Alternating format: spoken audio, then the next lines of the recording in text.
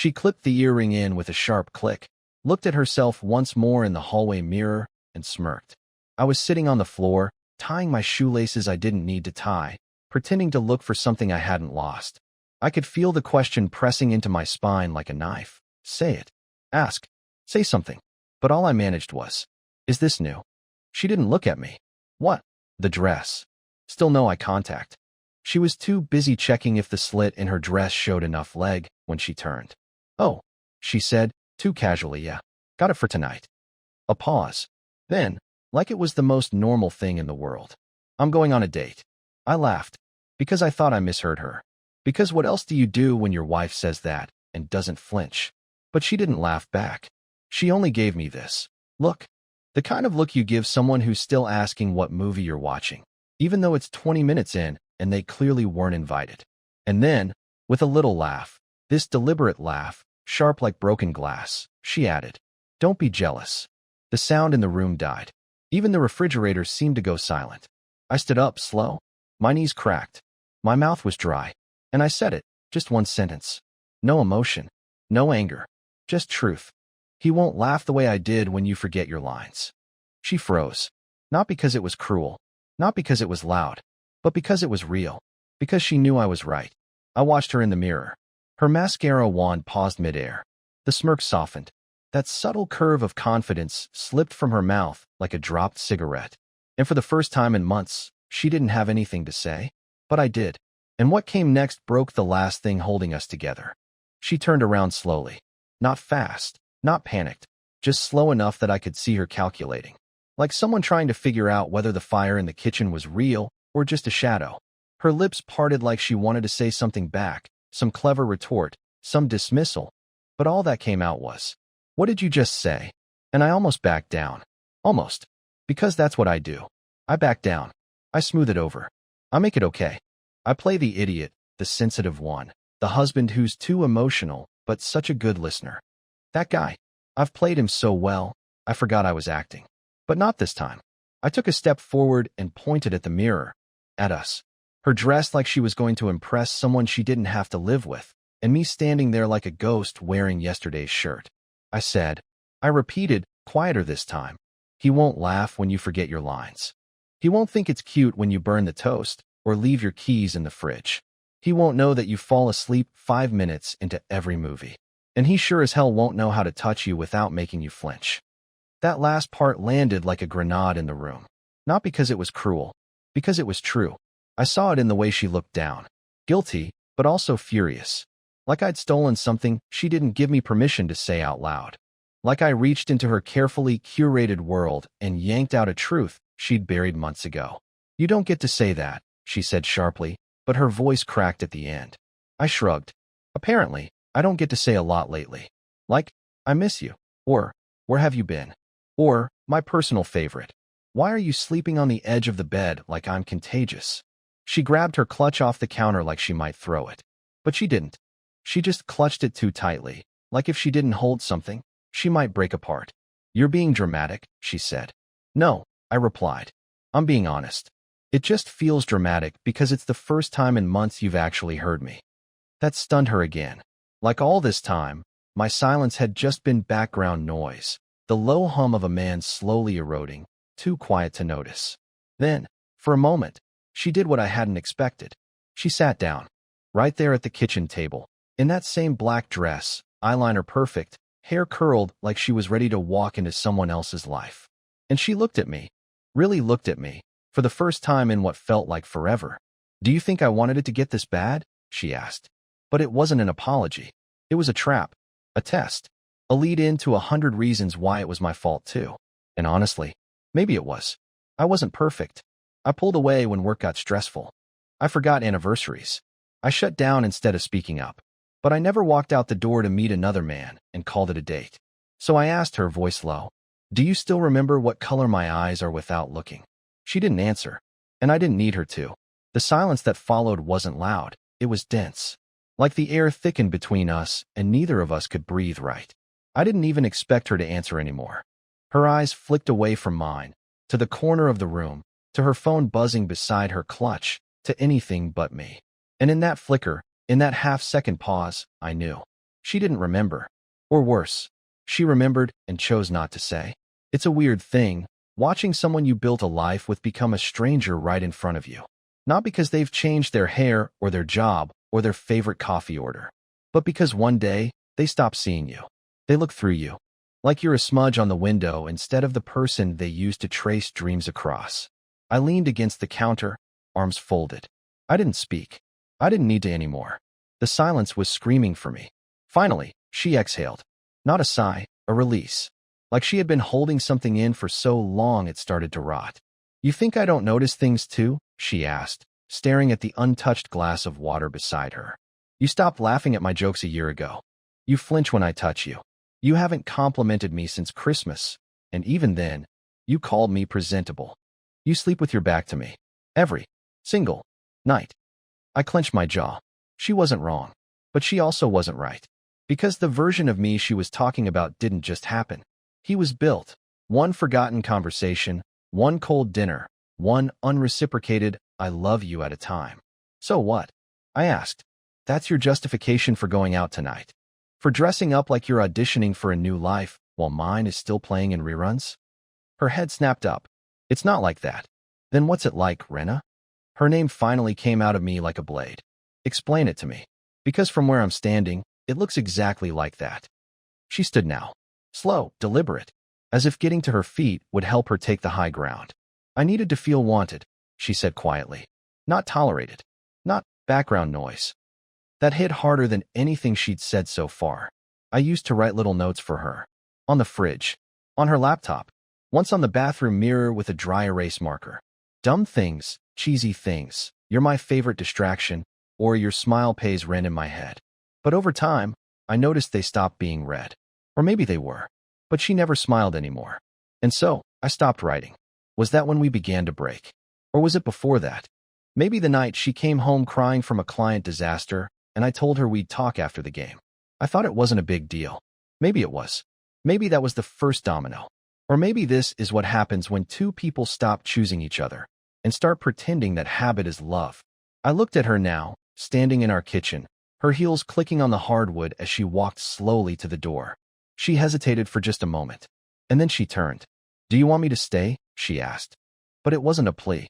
It was a trap. A test. One she'd already written the answer for. I swallowed. My chest felt like it was full of glass. No, I said, forcing the word out like it burned my throat. I want you to want to. And just like that, she opened the door and left. The door clicked shut so gently it felt rehearsed, like she'd practiced that exit in her head a dozen times before this night. No slam drama, no final look back, no whispered apology. Just the soft metallic click of a lock and her perfume hanging in the air a little too long. I didn't move at first. I didn't know if I was supposed to. I stood there, frozen, surrounded by the hum of a refrigerator and the tick of the microwave clock blinking 8:11 p.m. Every noise felt like a reminder of what wasn't being said anymore. I kept staring at the spot where she stood, heels by the door, shadow still faint on the wall like the light hadn't realized she'd left yet. Then I did the stupid thing. I walked over to her glass of water, the one she poured and never touched. I stared at it for a second like it might hold answers. Then, without thinking, I picked it up and sipped. It was warm, room temperature, like it had been sitting for hours. Like she'd poured it not for thirst, but for appearance. For the illusion of normal. A performance prop. That made me sick. I walked into the living room. The throw blanket on the couch was still rumpled from her earlier nap. Netflix was paused on some show I'd never heard of. There were two bowls in the sink. One was hers. The other wasn't mine. That's when my stomach started turning. I pulled out my phone. Not to call her. God, no. I didn't even know what I'd say. I opened our texts. Nothing new. Nothing since Monday when I asked if she needed anything from the store, and she replied with a thumbs up. A thumbs up. I scrolled further. Weeks. Months. I couldn't find the last time she said, I love you in a text. Couldn't even find a miss you, or a dumb joke, or even a meme. Just appointments, reminders, groceries, don't forget the rent. We were roommates who occasionally touched each other out of obligation. Then, another stupid thing. I checked her location. Still shared. She hadn't turned it off. At first, I thought maybe she'd left it on accidentally, or worse, on purpose. Like she wanted me to see where she was, to provoke a reaction. But when I saw the little dot, it wasn't a restaurant. It was an apartment complex. I zoomed in. 4 blocks away. Unit C. We don't know anyone who lives there. Not together, at least. I set the phone down, heart pounding in this dull, tired way. Not panic, not fury, but that aching anticipation you feel right before a doctor gives you results you don't want to hear. And all I could think was, she planned this. Every step, every piece of tonight was chosen, without me. The earrings, the black dress, the cinnamon candle. All of it was her way of writing me out of the story. That realization hit harder than anything she'd actually said. Because betrayal isn't always loud. Sometimes it's quiet. Sometimes it's a gentle laugh followed by, "Don't be jealous," and the door clicking shut like punctuation on a sentence you weren't allowed to read. And the worst part? I still wanted her to walk back through that door, even if it was just to lie to me. It was 9:02 p.m. when the front door finally creaked. I didn't rush to meet her. I didn't even pretend I was busy. I just sat there in the hallway, back against the wall, legs stretched out, staring at a crack in the floorboard I'd never noticed before. Isn't it strange how in the middle of your life collapsing, you start noticing the most meaningless things? The door swung open slow. I heard her keys hit the dish, her heels clicking like punctuation marks across the hardwood. She didn't speak, but her phone lit up before the door did. A new message. I watched it buzz on the console table. 1 buzz, then 2, then 3. I didn't even have to move. I saw the preview on the lock screen. A name I didn't recognize, Z. Just that. 1 letter. Like a code. Then came the words, "Still thinking about the kiss. Let me know when you're alone again." Alone again. The phrase curled inside me like something rotten. She still hadn't noticed me. She walked past, into the kitchen, same path as earlier. Same cinnamon-sick air. I finally stood, slowly, like my legs didn't trust what they were about to walk into. I followed without speaking. She had her back to me, standing at the sink, running water she didn't need. I said her name once. Calm, quiet, flat. She flinched. Then, without turning, she asked, "Still up?" I almost laughed. Like we were roommates sharing a 1-bedroom lease, and I was inconveniencing her nightly routine. Still up? That's what she came back with. I didn't answer. I just stepped forward and placed her phone on the counter beside her. Face up, the message still glowing. She looked down, saw it, and then did something I didn't expect. She smiled. Not because it was funny, not because she was proud. It was the saddest smile I've ever seen. The kind that says, "You were never supposed to see this, but now that you have, I guess this is where we are." I waited. She didn't explain, didn't reach, didn't delete it. So I asked the question I'd been avoiding since the night began. How long? She dried her hands with the dish towel. Neatly, slowly, then finally turned to face me. Since March, she said. My stomach dropped. March. That was 5 months ago. That was before the anniversary she forgot. That was before the trip she canceled. That was before I bought new sheets and she said, "They feel too clean." Why? I asked, not yelling, not pleading, just asking. Like a man watching the last bridge burn behind him and still wondering if there's any way back across. She shrugged. I needed something that wasn't numb. I stepped back. Like she'd hit me. Like the word numb had weight. Numb. Was I that? Was this marriage just noise to her now? Background hum she couldn't shut off. So she found a different soundtrack? I wanted to scream. I wanted to throw something. But mostly, I just wanted her to say she was sorry. To say this was a mistake. To beg me to fix it. Instead, she asked, "Did you eat?" That broke me more than the message. That casual, heartless detour into small talk. Like the air between us hadn't turned to smoke. "No," I said, and my voice cracked. "But apparently you did." Her face twisted. Maybe with guilt. Maybe not. Maybe she just hated being caught.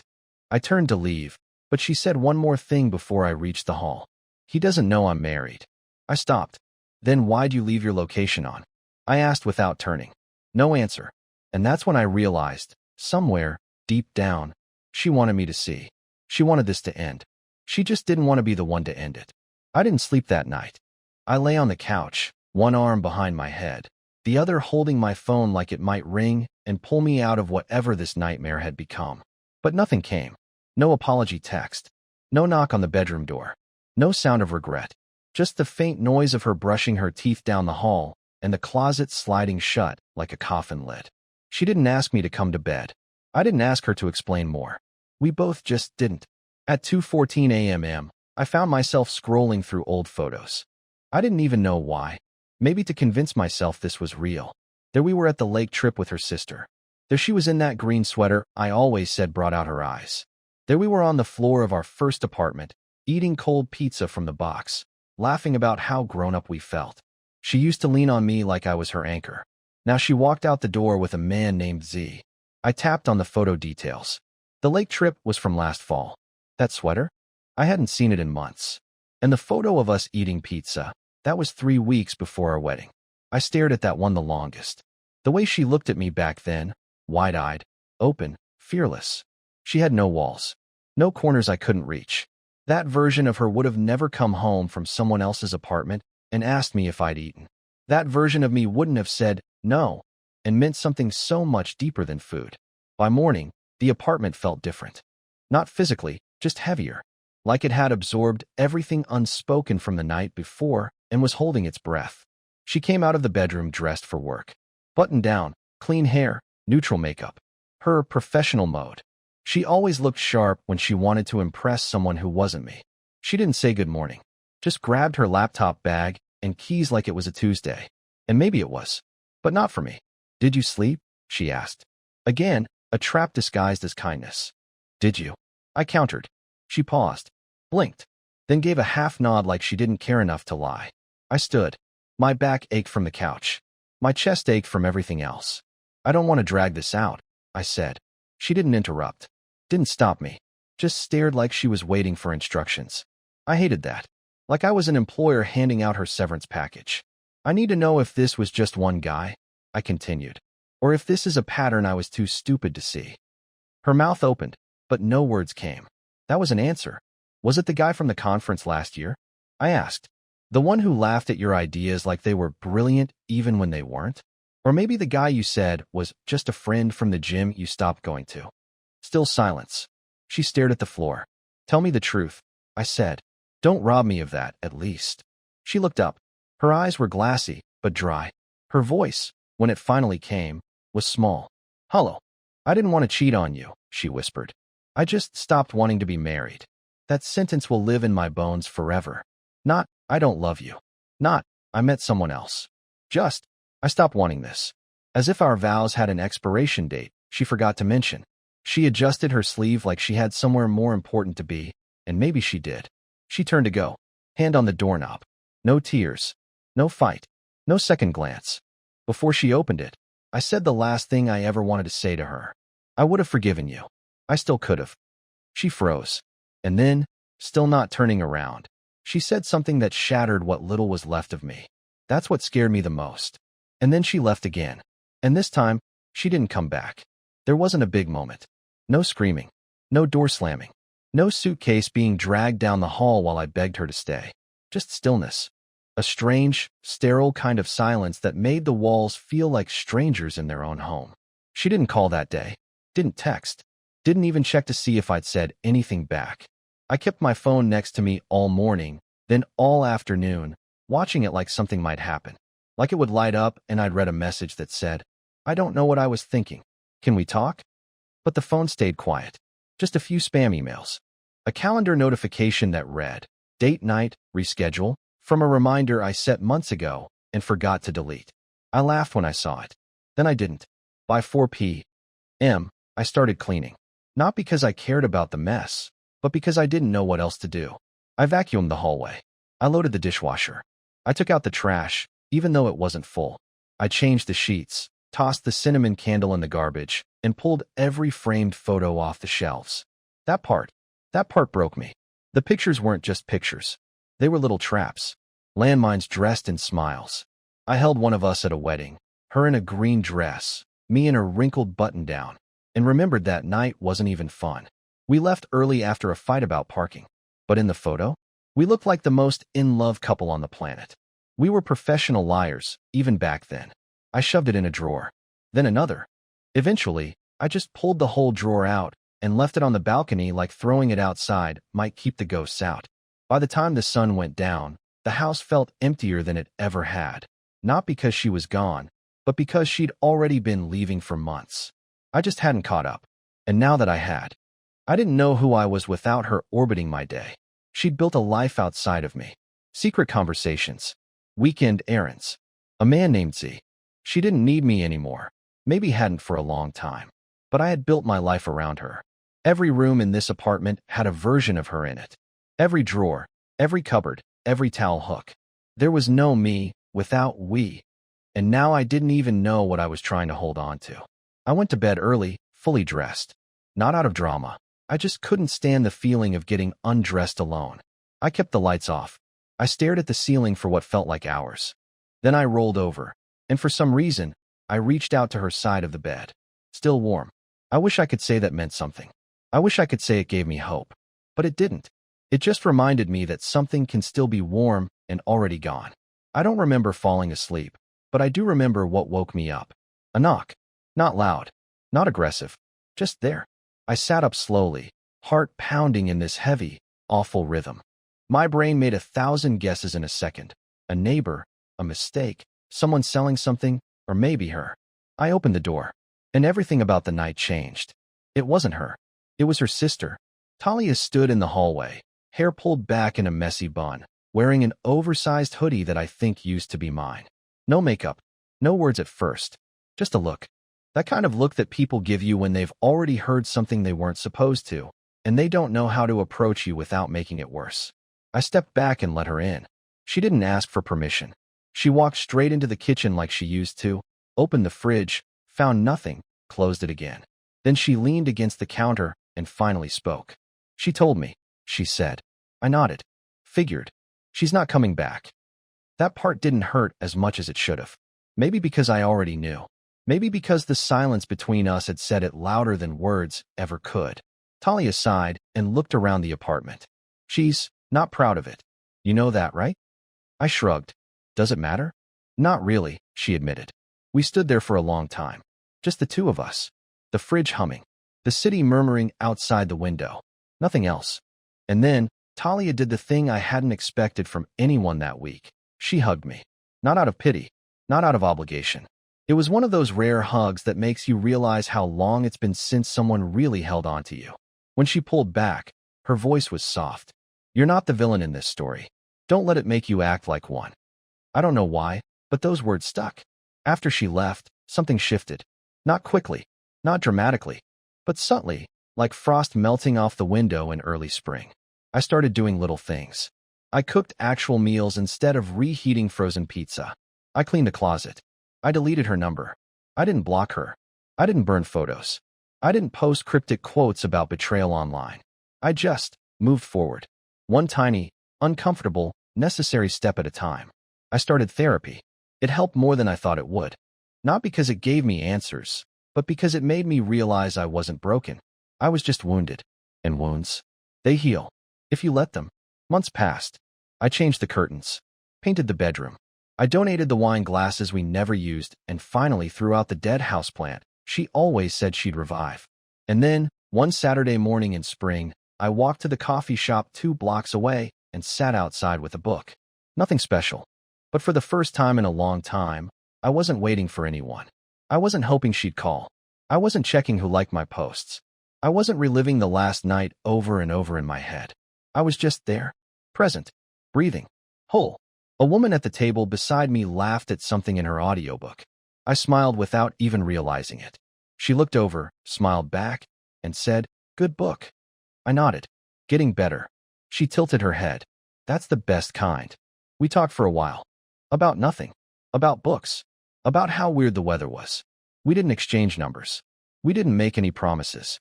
But it felt like the first brick in something new. And that night, walking home, I looked up at the sky and caught myself whispering something I hadn't said in a long time. Thank you. Not to her. Not to fate. Just to life. Because sometimes the most beautiful things begin right after everything else ends.